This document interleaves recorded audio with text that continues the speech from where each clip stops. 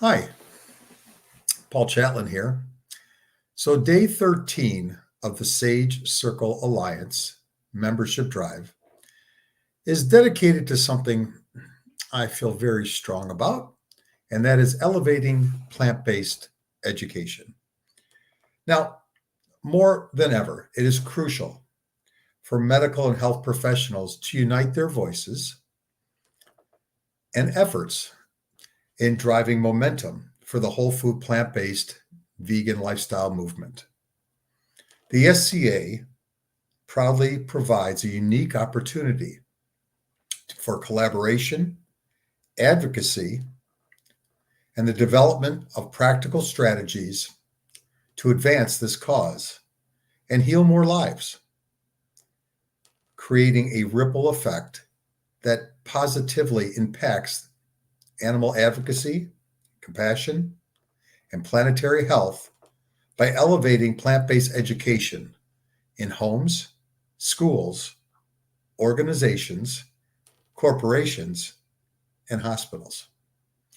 The SCA founder, Meryl Fury, and Paul Chatlin, along with the founding members, will today discuss the unique opportunity membership provides for collaboration, advocacy, and development of practical strategies to advance this cause and heal more lives. By joining the Sage Circle Alliance as a charter member, you'll become part of a wealth of resources, be able to share your educational materials, participate in network opportunities, and collaborate projects aimed at advancing the plant-based movement. Together, we could amplify our voices, advocate policy change, and create a healthier, more compassionate world for all beings. So join us today as a new charter member and be part of this impactful journey. So today, the subject is elevating plant-based education. So I decided to be on my own in the beginning and share a story. And the story is a longer one. So I am also the founder of the Plant-Based Nutrition Support Group. And in the early days, I was looking for young people. And I thought, well, no better place to educate people on the benefits of whole food plant-based nutrition than at medical schools. So I went to Wayne State University one day when they had a fair, an open fair for anybody to get a booth and talk to the first and second year doctors. And there I met Amanda Martin. And Amanda was very passionate about animal compassion, planetary health, and going into med school as a first year student, human health. And she was so passionate about it. She said, let's see what we could do together to create awareness of the benefits of nutrition for first and second year medical students. I was so happy. Amanda is and still is an amazing doctor, and she's out in Seattle, and I miss her dearly.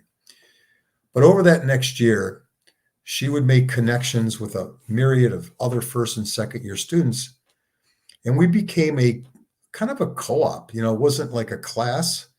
It was more, hey, any first and second year medical students who care about human health and believe that nutrition should be the beginning of a healing process for any human being, come in. And I would bring in all the speakers that we'd have at PBNSG, and they would spend an hour educating, and we'd feed them a whole food plant-based meal. And I will always be thankful for Amber Papore, who made great whole food plant-based no oil meals, and we'd serve it.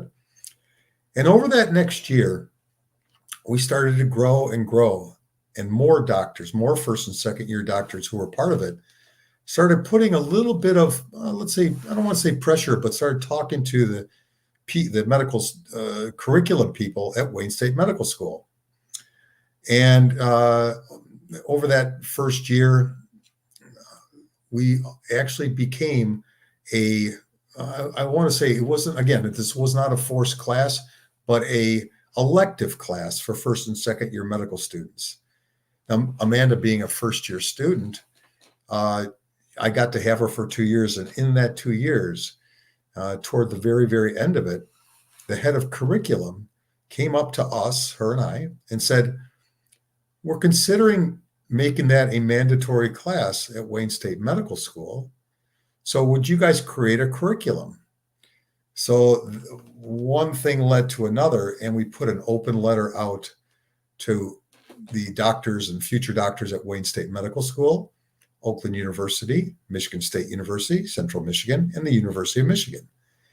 And within a couple of weeks, we had 14 brilliant future doctors, all in first and second year of medical schools, saying that they wanted to be part of creating a curriculum. And PBNSG sponsored them. And we met once a month over a period of time with the help of Dr. Carrie Saunders. She was helping them and was leading them along the way. She was much more knowledgeable than I was on nutrition. And before you know it, we came up with this idea of not creating, let's say, a curriculum, but rather, most universities were doing like systematic education. So there were 9 systems of the body that future doctors would have to learn. So we decided to come up with 4 to 6 factual educational pieces that were backed by science that any professor and educator could add to their current curriculum. So they wouldn't have to say no to, hey, hold on, we got a friend coming in. Hi, Nicole. I'm in the middle of a story. I'll be right with you, okay? Okay. Hi, Nicole. So let's just make sure we got Nicole. Can you hear me? Hi, Nicole. Okay. Nicole, can you hear me?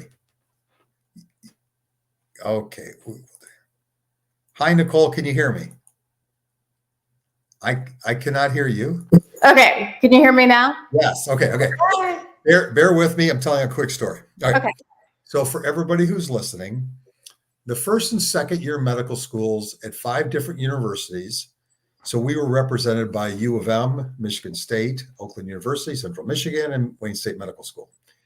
We created the 4 to 6 items for the 9 systems of the body. And we then presented that to Wayne State Medical School, and they actually accepted it. And we became the first organization, they became the first medical school to require first and second year med students to take a nutrition class or to learn about nutrition as they went through their first and second years. And it was a really good moment, and we made sure to write it down.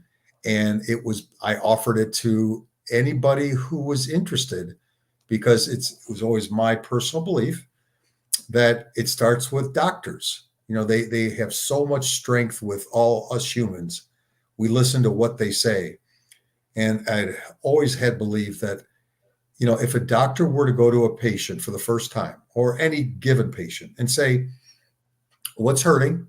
And they describe it. And before they give you a pill or say you need a procedure, maybe they could do it through lifestyle change if the patient is willing to do it. I was. So that continued on. And in the third year, we got a new group of first and second year medical students who were just as passionate. And I got a call from Dr. Michael Clapper. And Dr. Michael Clapper, who most people know, said, I don't want to recreate the wheel. Would you kindly give me your curriculum? Which I did gladly, because, he had just left True North, and his number one purpose was to move medicine forward. That's where he spends his time, and that's his efforts. Where are we today? Well, unfortunately, I don't think there's been any new curriculum addition that I've heard of. And I guess this is a great way to introduce my good friend, Nicole Fogelman. And maybe her and I could talk a little bit about nutritional education, elevating plant-based education, and I'll leave my piece of this done and we'll give it over to Nicole to talk about this. I've always believed this much, which is, again, if doctors were to go to their patients and offer up nutritional counseling or lifestyle change assistance, and they could do it themselves, they could hire a nutritionist, health coach, they could connect with the plant-based nutrition support group, who is all about helping people along their lifestyle journey, and give that patient a period of time, say 60 days, to see if they could improve their health. My promise is, if they were to make that lifestyle change, not easy, and we'll talk about that, but if they did, in 60 days, their weight would be down. If they had diabetes, their A1C would be down. In my case, I lost some 30 pounds in just 60 days, and my angina went away. And there's so many other benefits of this lifestyle change. So does it start with doctors? Does it start with medical schools? Unfortunately, about a year and a half ago, because of a new issue that I had with my health, where my LP, lipoprotein little a, was skyrocketing, I had angina again. People don't talk about LP little a. You should look into it. And as a result of that, I had to get a stent. And getting that stent was depressing, because for 11 years, I was whole food, plant-based, no oil. And I thought I was heart attack proof. Yeah. So it took a hard stop for me, not only physically, but it took me about 3 months to get my head around this thing, because when you make a lifestyle change, unless your whole family's with you and your friends are with you, you do live on an island other than the people who are in that same situation. Another reason to be part of the plant-based nutrition support group, because you get support. But the point here being is, when I was recovering, they brought me my first meal after the stent, and it was the most atrocious meal I've ever seen. It was chicken and butter and bread and potatoes. And I'm looking at this going, well, this is how I got here. I mean, this is part of the reason why I was sick. And so it's like they're all perpetuating the same problem. But it always comes back to, is it hospitals, doctors, it's all of them. But we're missing one thing. It's you, meaning you have the power to do all the education, learn. When I started this many years ago, there were 3 cookbooks, just 3. Now there's hundreds of cookbooks. You could just Google something and make it no oil or plant-based. If you want to get rid of the oil, try slowly heating up onions or vegetable broth. Or once in a while, when I want to be a little frisky, I may have a little wine in it. You could use water. There's a lot of things that you could do to make it no oil. And then you get to enjoy the food for what it really tastes like. So again, as I hand this over to Nicole so we can start talking a little bit more, or me shutting up, everyone's responsible. The med schools are responsible. The hospitals are responsible. The doctors are responsible. And us, the patients, are responsible. Who's going to start? I think it should be us. I think that's why we're here. And that's what I'm hoping that the Sage Circle Alliance will add a little bit of strength to that position. Nicole, I'm so glad you're here today. Oh, thank you, Paul. I'm so excited to be here. Yeah. It's like, I must clearly just say that, like, you're one of my favorites. And, it's like every time I see you, I get goosebumps and I smile. I don't know why you feel that way.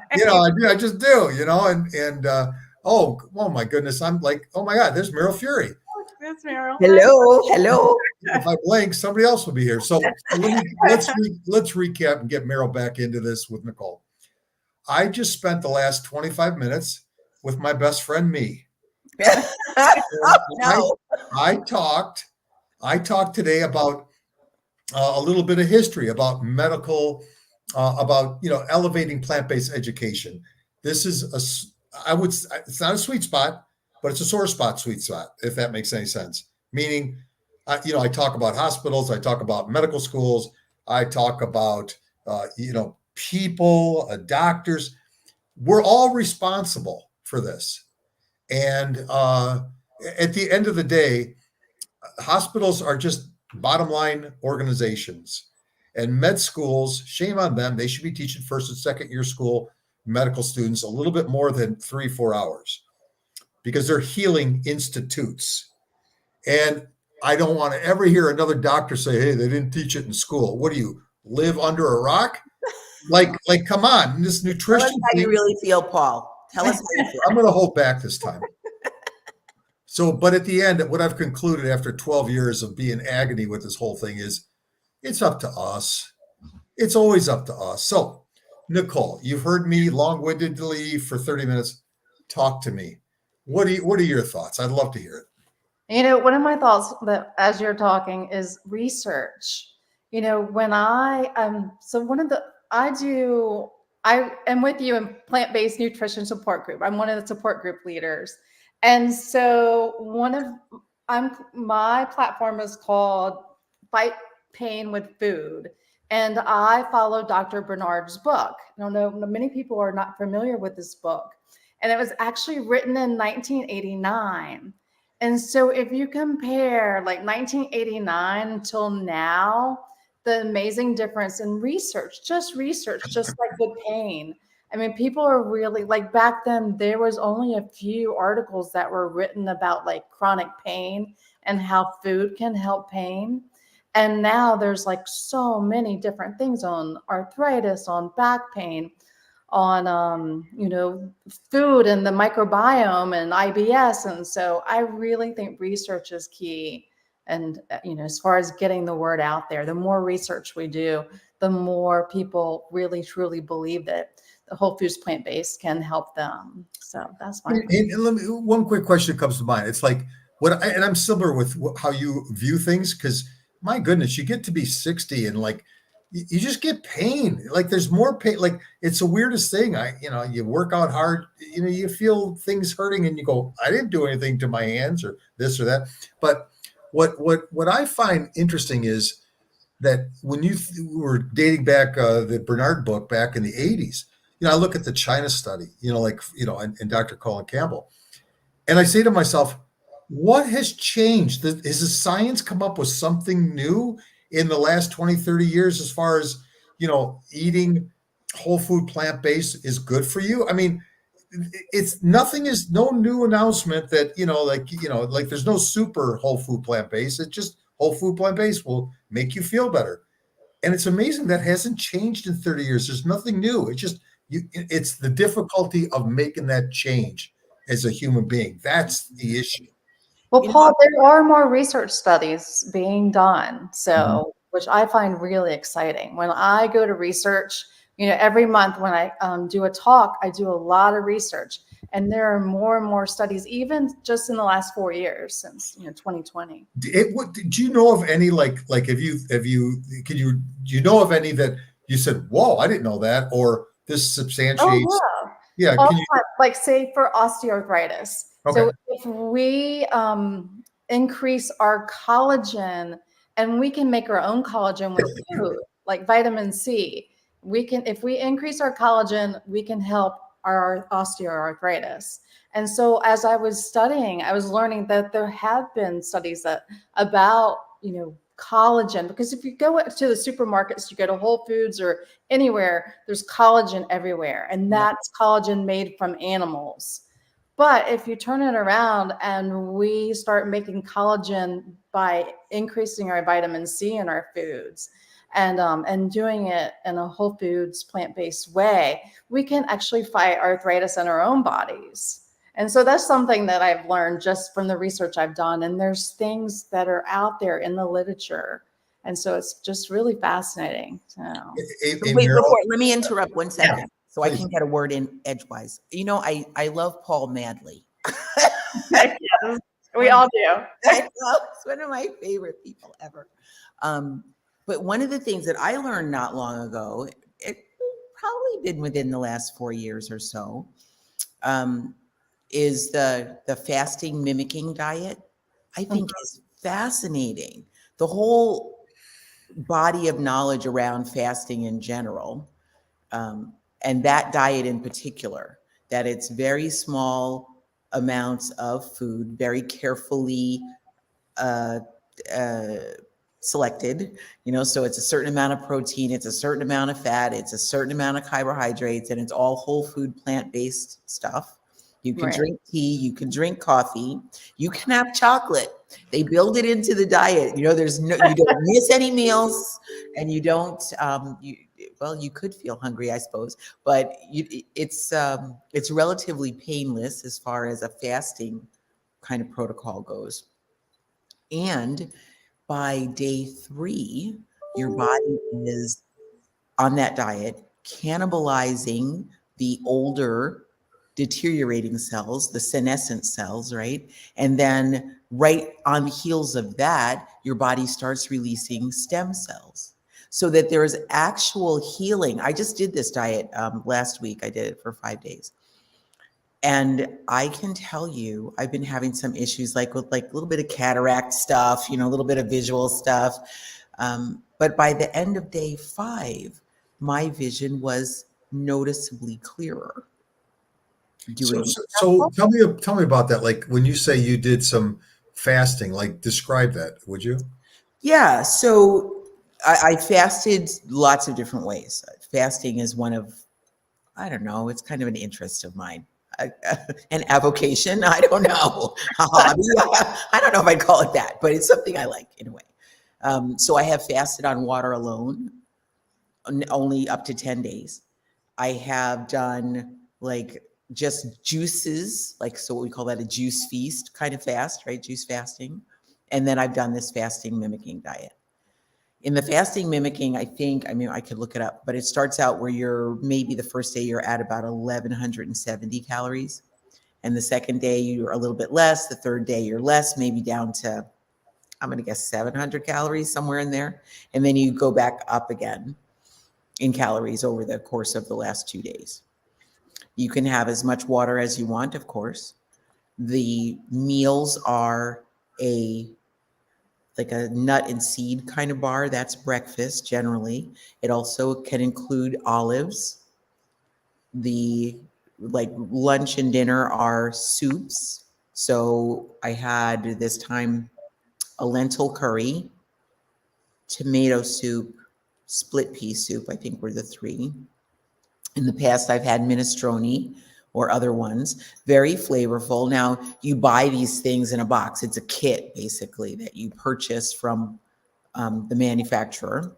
The manufacturer, the person behind that is Walter Longo, who is a research scientist in longevity at UC Davis, I believe he is.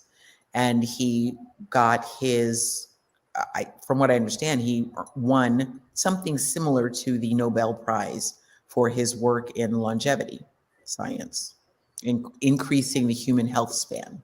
So he, like an enterprising young American would do, put his money into making a business and created this business of packaged fasting mimicking diets. It's really, I've enjoyed them. I've done them maybe 3 or 4 times now. I've enjoyed it a lot. Very, very, very useful. And you don't, like I said, you don't miss any meals. You don't miss any snacks. It's precious little food, I can tell you. You're not getting full on it. Yeah, if you're likely to get hangry, maybe you're not the best candidate. But it's great. In the world of educating people, I think that would be a super valuable thing for people to know, that you can actually get the benefits of fasting without really missing any meals. Nicole? Yeah, and one thing we've been talking about in PBNSG, and when we meet next week, is we've been talking about FODMAPs and about the microbiome, and a lot of people like your gut pain, IBS. I mean, and think about in the last just 4 or 5 years, how much research and literature there is about the microbiome. Oh, yeah. And so they sent me on assignment this last month to find out how to eat beans without being gassy. Did you learn anything? I have friends who do FODMAP diets. Yeah. Yes. Well, I learned. I was listening to Ocean Robbins, his recent thing that he did, I guess, a few weeks ago, Mhm. and Dr. Greger was on there, and he was talking about how to eat more beans and not have as much gas, about having more of the bacteria in your gut that start eating the gas. And so, yes, I've been doing a lot of research. Yeah, you know, it's. I'll just say this about beans. Yes. I eat beans a lot, and the more I eat, the less I have gas. I mean, my Yes, body kind of exactly. gets used to it, you know. Yeah. And what I will tell everybody, because you mentioned the microbiome. What I find interesting is, I have clearly admitted to the world, I am like 99.9% oil free. But every once in a while, I cross a line, like whatever it might be, a piece of fish or a something, whatever it might be. Go out to dinner. I don't want to have a salad because I've had two all day. I don't want to have another one. And I swear it's amazing. Like, it may taste good, but the whole time I'm eating it, I'm saying to myself, oh, tomorrow can't come soon enough. I'm going to be in pain. It doesn't matter what, like, as soon as I get off whole food, vegetables, beans, vegetables, beans, lentils. Let's see what else. Breads, not, and as soon as I get away from that, and I eat something, which, hey, it should not be. The next morning, I'm not going anywhere. I'm staying close to home, and I'm in pain. Oh, no. And I don't mind, this is R-rated show, so I can just say it. I have to go to the bathroom, and then when I finally am done, the pain goes away immediately. It's like I have to so it's my body is saying, dude, what are you doing to me? You're hurting me, and I'm going to make it miserable for a couple hours, and let this be a reminder. Mm-hmm.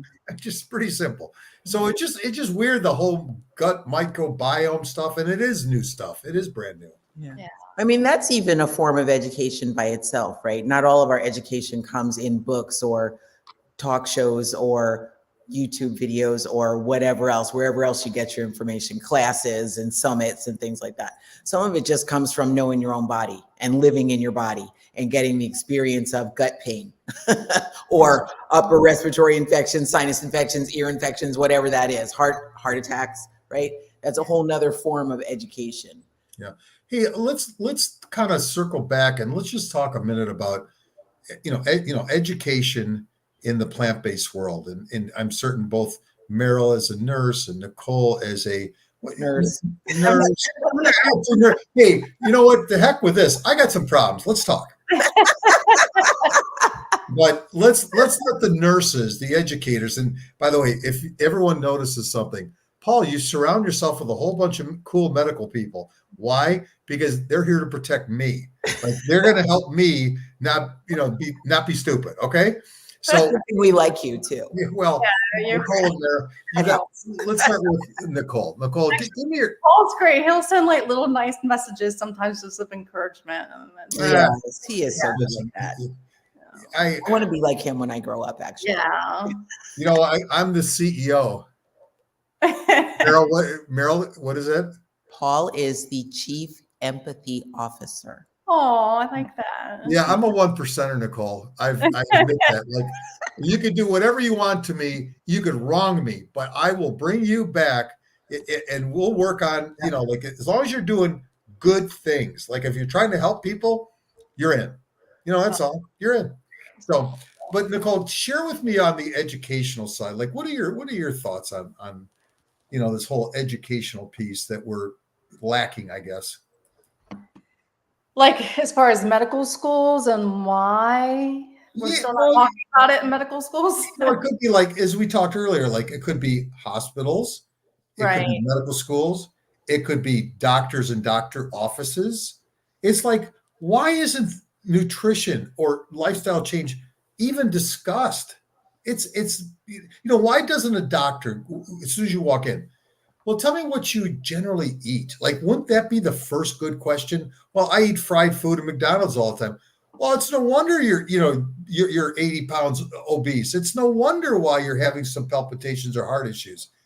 Like, why can't that be the approach, as opposed to, all right, I'll get you on a medication and see me, and let's get a couple MRIs and X-rays done. This I should wish all be I part of had the the system. answer for you, Paul. I mean, I try to see the positive in things. Like I see, like working in a hospital, Yeah. I see more of an impact as far as food. Like, say, for example, a lot of the hospitals here where I live in Richmond, Virginia, they have farmers markets inside the hospital once a week. Nice. And then that's really exciting. And that's just happened in the last 3 or 4 years. And so like the hospital I work in right now, every Wednesday there's going to be a farmer's market. So I mean, just a little bit by little bit, I do see changes. I do wish it was faster, and I don't have the answers why we're not talking about it. Especially, I work a lot in the GI industry and like endoscopies and colonoscopies, and they're all constantly talking about putting patients on medications. Oh, I see this, I see that, and putting them on medications, and it's very frustrating when why can't we introduce them to an educational program? Right.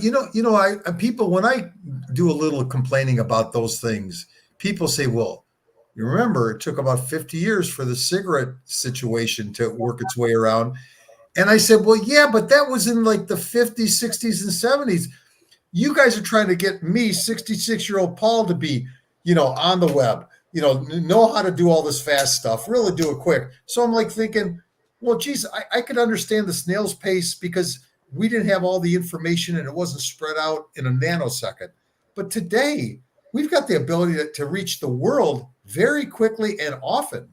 And that's where I get a little frustrated personally about increasing the, plant-based, education. Well, you got to remember too, and we all know this. This is, the most obvious part is that there's so many people who make so much money off of the system the way it is. There's not a lot of incentive for the people who are profiting. How about your conscience? Well, that's not no. That is not a thing. That is just not a thing, right? People appear to be really able to go to bed at night and look at themselves in the mirror, knowing that they're doing whatever they're doing and that people are suffering because of their actions or the things that they're promoting as great ideas. And it just carries on. I mean, one of the things, I'm going to take it back to the kids that I work with, to know that children are marketed to from literally before they're born. Their mom is sitting in front of a TV listening to whatever she's listening to, and she's eating whatever she's eating. And we're, as pregnant women, we're encouraged, oh, just eat what you want. Oh my gosh, you have a craving for McDonald's fish fry thing? Go get it. Have 10 of them in a day. It's not a problem, right?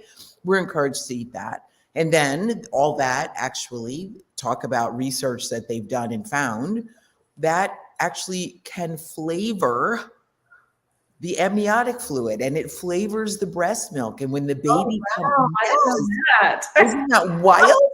That you can tell they did a study where they gave pregnant women things that were strongly that had smells, right? Had scents. So I think they used garlic and they used carrots. They might use caraway, things that had a distinct smell, right? And withdrew some amniotic fluid. This sounds so bizarre, right? Yeah. And had people smell the amniotic fluid and they could literally tell. Yes, they could tell what it was the woman had eaten. So those foods, that whatever the woman is eating, maybe some of them less so than others, like tofu, maybe not, because it doesn't have much of a taste anyway. But something like carrots or garlic or and I dare say something like McDonald's or the Burger King, that fast food genre of foods, they flavor what the baby gets. So then baby's born, already has a predisposition for those foods because that has been cultivated literally in their DNA. It's built in, right? It's so bizarre. And then breast milk does the same thing. If the mom is eating that, the baby's getting used to that. And then if that's the eating pattern of the family, when the baby starts getting solid foods, you know what they're getting. When they're, sitting at a table with the rest of the family, you know what they're getting. So when I go into a school now, if I'm working with any kids, 5 years old, 10 years old, it is it's a little bit of an undertaking to get a child to accept spaghetti with zucchini in it or black beans and rice. Or those are two of my favorite things, that should be pretty easy to accept. We did a class not too awful long ago. Actually, I was actually this school's year, where I brought in an Instant Pot full of marinara sauce, had zucchini chopped up in it, had some Italian herbs in it, like oregano, basil, thyme, nothing too fancy, and spiral pasta, right? Now, for 10-year-olds, that shouldn't be too scary. Red sauce and pasta, that's pretty standard stuff. At least it was when I was growing up.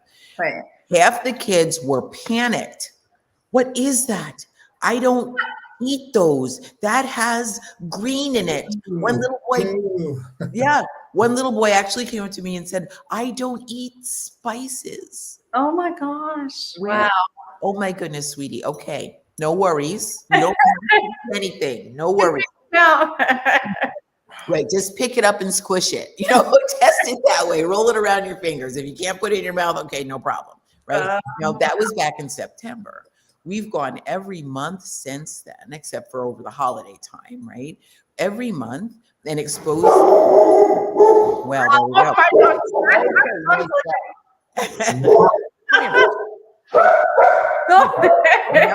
Hey, that's pretty rough to hear. There's my dog. Here. He's looking outside. Wow. Anyway, so now, 8 months later, when I go to this same classroom and I bring a pile of food every single time I'm feeding those kids. Aww. Now, when I come, because of the conversations we've had, we've talked about the microbiome. We've talked about the impact that this has on your health. We talked about what is food. We talk about the impact it has on the planet, our food system. Now, when I come, they are meeting me at the door. Right? What did you bring this time? We want to try it. What is it? Oh, it's a salad bar. It's got purple cabbage. I want that, It's amazing. So we have to start really young and often and regularly teaching our children if we're going to expect them to grow up and accept it too. And I think it's about us. I mean, that's why we have the Sage Circle Alliance. It's about all of us as a community, nationwide, worldwide, doing it together. Yes. I know I've told you guys about, there's a young lady in Charleston, South Carolina, and she makes plant-based foods for cancer patients. Mm-hmm. But one of the most amazing part of it is she has teenagers that come and make the food. So she teaches teenagers that are interested in like learning more about culinary arts. And she brings them in and she teaches them. And of course, they're tasting the food and then they're delivering the food. And then they see the health impacts of the food too. So it's amazing. That's amazing. Us, doing it. Because I don't think it's going to happen in the medical schools, Paul. I think we could wait another 50 years. Yeah. It's already been 50 years, 70 years since they figured that out. When I think that, I mean, it's like that's maybe it's just my issue, but it's like a personal tug of war where do I accept the fact that it's up to us at the Sage Circle Alliance? Is it up to us at the plant-based nutrition movement? Is it up to us at the plant-based nutrition support group? Is it up to us to just do it like I did 12 years ago, one person at a time, like one person, but again, this makes, gives me a lot of thought. Like, it's like I, 12 years ago, am willing to accept that somebody has to be there to build a foundation. And for 12 years with the Plant-Based Nutrition Support Group, that is a foundation. We are trying to help everybody in the world be supported in a lifestyle change.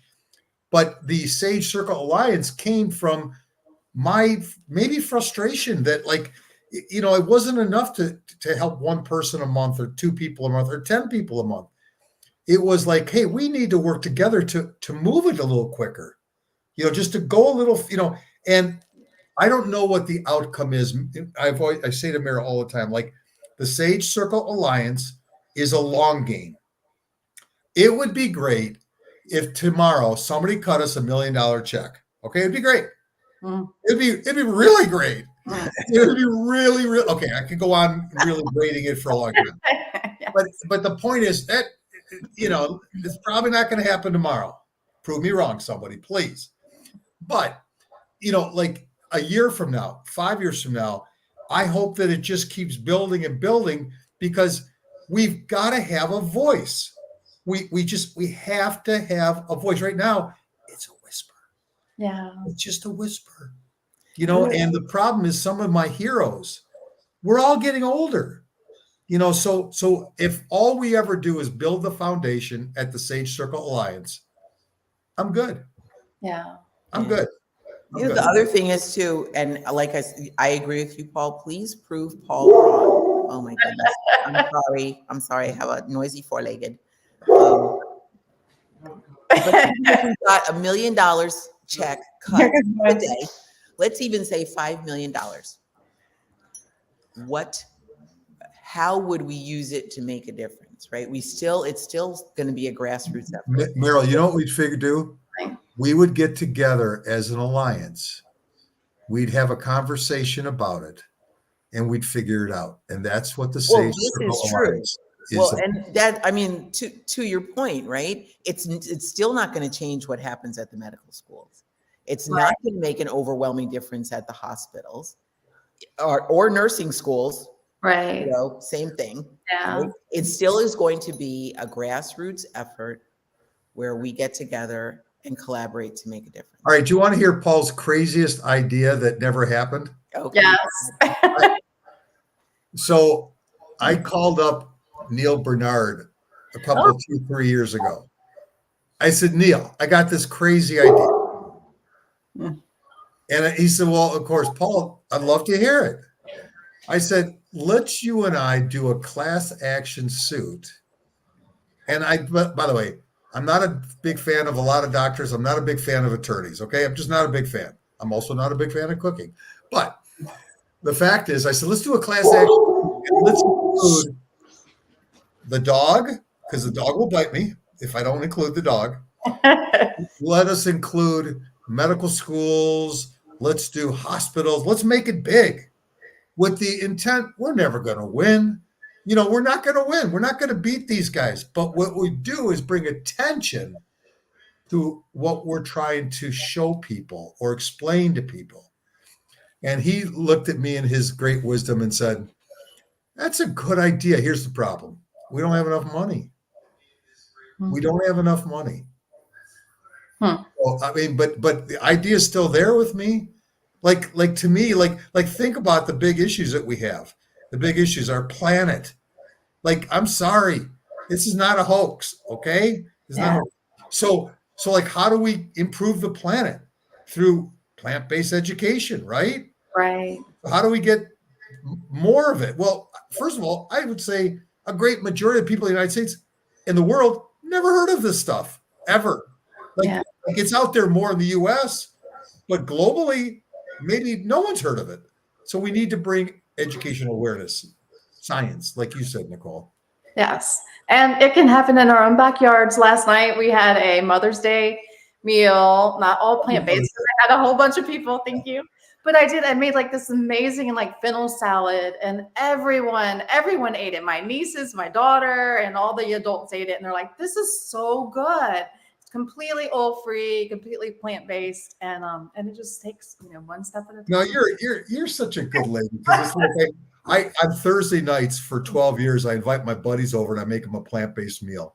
Like these are guys I grew up with. And I start early on Thursday, I cook all day, and then they eat it and they don't complain. They don't, so just keep doing it. I mean, then that's 9 people there, and then they're going to carry on.